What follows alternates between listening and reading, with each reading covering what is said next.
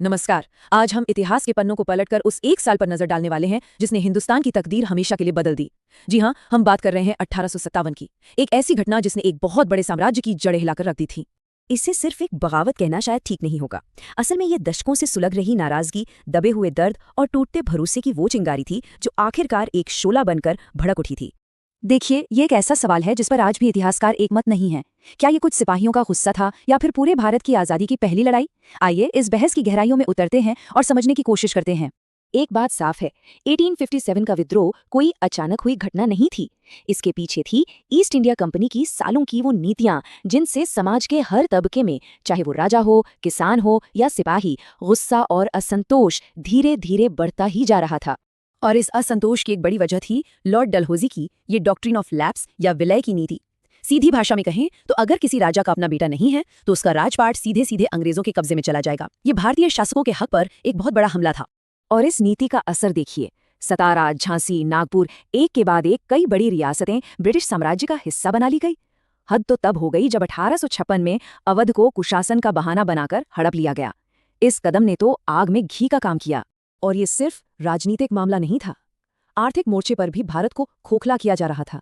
एक तरफ ब्रिटेन की मशीनों से बना सस्ता माल भारत के बाजारों में भरकर यहाँ के कपड़ा उद्योग को तबाह कर रहा था, तो दूसरी तरफ किसानों पर इतने भारी टैक्स लगा दिए गए थे कि उनकी कमर ही टूट गई थी। जरा इस आंकड़े पर गौर कीजिए, 20,000। ये उन जागीरों की संख्या है जिन्हें इनाम कमीशन ने सिर्फ बॉम्बे इलाके में ही जमींदारों से छीन लिया था। सोचिए शोषण किस हद तक पहुंच चुका था। इतना ही नहीं, अंग्रेज अब लोगों के सामाजिक और धार्मिक मामलों में भी दखल देने लगे थे। सती प्रथा जैसे मुद्दों पर नए कानून बनाना और ईसाई मिशनरियों का खुलेआम हिंदू मुस्लिम धर्मों की बुराई करना, इन सब बातों से आम लोगों को लगने लगा था कि अब उनका धर्म और उनकी संस्कृति भी खतरे में है। तो माहौल आप समझ सकते हैं, पूरी तरह से बारूद के ढेर जैसा बन चुका था। राजनीतिक, आर्थिक, सामाजिक, हर तरफ से गुस्सा उबल रहा था। बस एक चिंगारी की देर थी और वो चिंगारी बने चर्बी वाले कारतूस। और फिर चीजें बहुत तेजी से बिगड़ी जब सिपाहियों के बीच ये अफवाह फैली कि नई एनफील्ड राइफल के कारतूसों पर गाय और सुअर की चर्बी लगी है, तो हिंदू और मुसलमान दोनों सिपाहियों की भावनाएं भड़क उठी। 29 मार्च को मंगल पांडे ने बगावत की और 10 मई आते आते मेरठ छावनी में विद्रोह की आग पूरे उत्तर भारत में फैलने के लिए तैयार हो चुकी थी। जो आग सिपाहियों के बीच लगी थी वो देखते ही देखते पूरे समाज में फैल गई। अब ये सिर्फ सिपाहियों का गुस्सा नहीं था, इसमें वो किसान, वो कारीगर और वो शासक भी शामिल हो गए जिनका सब कुछ छीन लिया गया था। ये एक जन विद्रोह बन चुका था। अब विद्रोहियों को एक चेहरे की, एक प्रतीक की जरूरत थी, तो उन्होंने दिल्ली की ओर कूच किया और वहां मौजूद बुजुर्ग मुगल बादशाह बहादुर शाह जफर को हिंदुस्तान का शहंशाह और अपनी बगावत का नेता घोषित कर दिया। ये एक बहुत बड़ा संकेतिक कदम था। इस विद्रोह ने हमें इतिहास के कुछ ऐसे नायक और नायिकाओं से मिलवाया जिन्हें हम आज भी याद करते हैं, और उनमें से एक सबसे चमकता हुआ नाम है झांसी की रानी लक्ष्मीबाई का।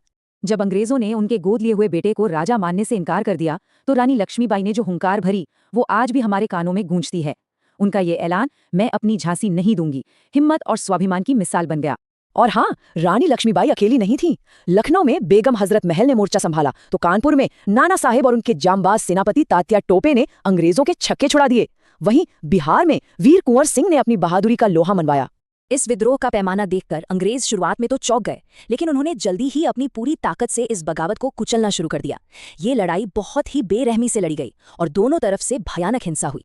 तो सवाल ये उठता है कि इतनी बहादुरी और इतने बड़े पैमाने पर फैलने के बावजूद ये विद्रोह आखिर नाकामयाब क्यों हुआ? इसकी कई वजह थीं। कोई मजबूत केंद्रीय लीडरशिप नहीं थी जो सबको एक साथ लेकर चल सके। विद्रोहियों के पास अंग्रेजों जैसे आधुनिक हथियार और संसाधन भी नहीं थे।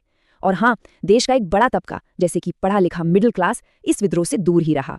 भले ही 1857 के विद्रोह को बेरहमी से कुचल दिया गया, लेकिन इसके जो नतीजे निकले वो बहुत ही गहरे और दूर तक जाने वाले थे। इसने भारत में अंग्रेजी हुकूमत के तौर तरीकों को हमेशा के लिए बदल कर रख दिया। सबसे बड़ा और फौरी बदलाव तो ये हुआ कि ईस्ट इंडिया कंपनी का राज खत्म कर दिया गया। अब भारत पर सीधा लंदन से यानी ब्रिटिश क्राउन का शासन शुरू हो गया। गवर्नर जनरल को अब वाइस रॉय कहा जाने लगा। अंग्रेजों को एक बात समझ आ गई थी कि दोबारा ऐसी बगावत नहीं होनी चाहिए, इसलिए उन्होंने फौज का पूरा ढांचा ही बदल दिया। फौज में भारतीय सिपाहियों की संख्या कम कर दी गई और यूरोपियन सैनिकों की बढ़ा दी गई, और तोपखाने जैसे जरूरी हथियार तो पूरी तरह से अंग्रेजों के हाथ में ही रखे गए। तो चलिए हम अपने उसी शुरुआती सवाल पर लौटते हैं, आखिर 1857 था क्या? देखिए, इस पर अलग अलग राय है। कुछ इतिहासकार इसे सिर्फ एक सिपाही विद्रोह मानते हैं, तो वहीं वी.डी. सावरकर जैसे राष्ट्रवादी इसे भारत का पहला स्वतंत्रता संग्राम कहते हैं, और जवाहरलाल नेहरू जैसे विचारकों का मानना था कि ये सिपाहियों से शुरू होकर एक आम जनता का विद्रोह बन गया था। और शायद इस विद्रोह की असली विरासत यहीं छिपी है। भले ये लड़ाई जीती नहीं जा सकी, लेकिन इसने पहली बार पूरे हिंदुस्तान के लोगों में एक साझा पहचान, एक राष्ट्रीय चेतना की भावना जगाई। इसने साबित कर दिया कि अगर राजा से लेकर किसान तक सब एक हो जाएं, तो विदेशी हुकूमत को चुनौती दी जा सकती है। तो 1857 का ये संग्राम भले ही उस वक्त अपने मकसद में कामयाब ना हुआ हो, पर इसकी गूंज आने वाले कई दशकों तक सुनाई देती रही। ये वो चिंगारी थी जिसने आगे चलकर आज़ादी की लड़ाई को एक नई राह दिखाई। तो सवाल ये है कि हम इसे एक नाकाम कोशिश की तरह देखें या आज़ादी